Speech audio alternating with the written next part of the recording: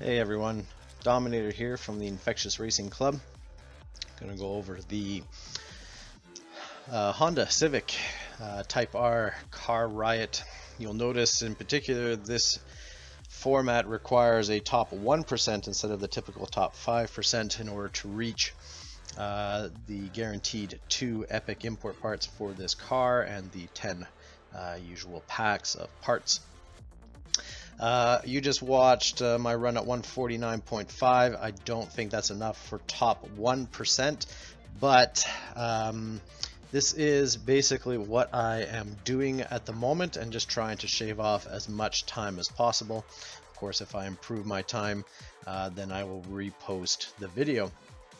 But this is just to give you a sense, a chance at getting into the top 5%. So let's get into it. At the start, I'm going to stick to the right and try not to hit that wall so that I can pick up a perfect run. But the AI is going to move left. And what I'm going to do is use my nitro to take them out. Usually it's only one, can take out two. And that way I'll be able to get up to my top speed. You don't want to hit them from behind, otherwise you will slow down. Here we're going to drift without the accelerator on. Now, on this particular jump, I was trying to do a forced barrel roll. I did not get it, so instead I just did a straight shockwave, and that's fine too. I don't think 360 are necessary here. I think that is actually the wrong strategy with this car. Every little second counts. Once you reach top speed, turn it off. Here I was having a problem with my brake, that's why I was still drifting. But with the forced barrel roll and picking up a blue bottle, I should be able to have shockwave on that second jump again. That's why I want to do that in particular. So that's why here you see that I say I might be trying to improve a few things on this run. Here we're going to drift. Just get back up to top speed. Now I'm not going to use the nitro right here. I want to accumulate just a little bit until I have shockwave. That's why I was not using yellow nitro through that section, so that through here I can drop down into shockwave. And you want to be careful because when you land on the little bit of the slope, it wants to pull you to the left, which will throw you into that rock, which can lead you to wreck. And of course, you want to maintain this nitro through till a little bit until you're on the flat stretch here, because otherwise it has the potential of slowing you down. That is a rough patch. I'm going to turn off the nitro. We're going to drift around this corner and then get up to shockwave and then go for it. Now I was a little low on that ramp. So you'd be able to maximize your shockwave a little bit higher up. And then once you reach top speed, you want to turn it off and then just move into yellow. A few people I've seen go into blue nitro around this corner. I don't think you need to. The car holds its speed pretty well on this corner. You see I'll pick up the near miss off of that truck. Here we're going to drift without the accelerator on and then use shockwave so we can maximize the airtime off of that ramp. And then we're going to go into yellow and just cruise along through this section here.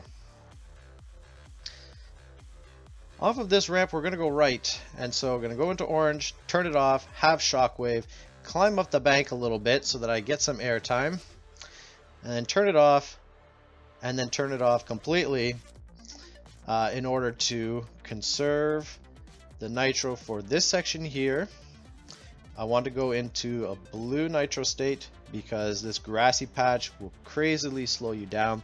Also in the tunnel, if you go up on the sides and you do the airtime, that's where you're going to save your time, because even trying to follow the tracks, you do slow down, particularly if you're kind of drifting around off and on the tracks and kind of bouncing into the sides.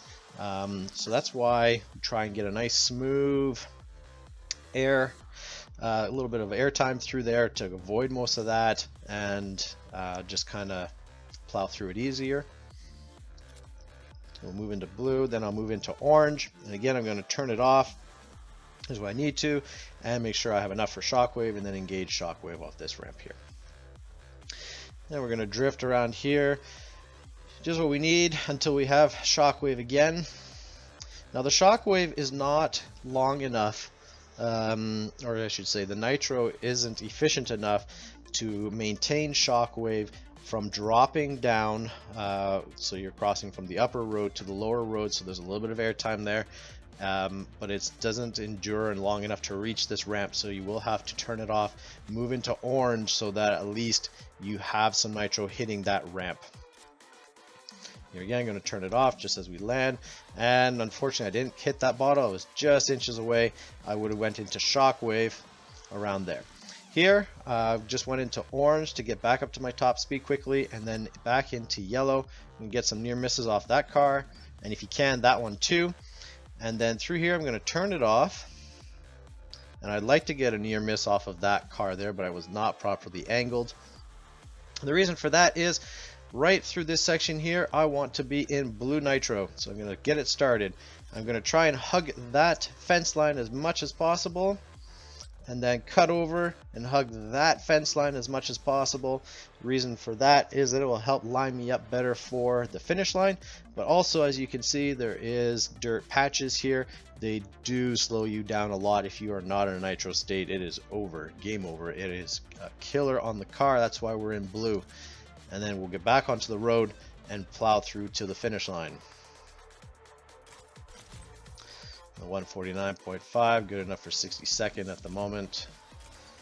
Still lots of people joining in, and it's still only a 5% time. So you did see some of the things that I'm doing, some of the things that I plan on fixing, and try and get a perfect run down. But that's what I'm after. Good luck to all of you, and we'll see you in the top 5 or top 1%. Best of luck, racers.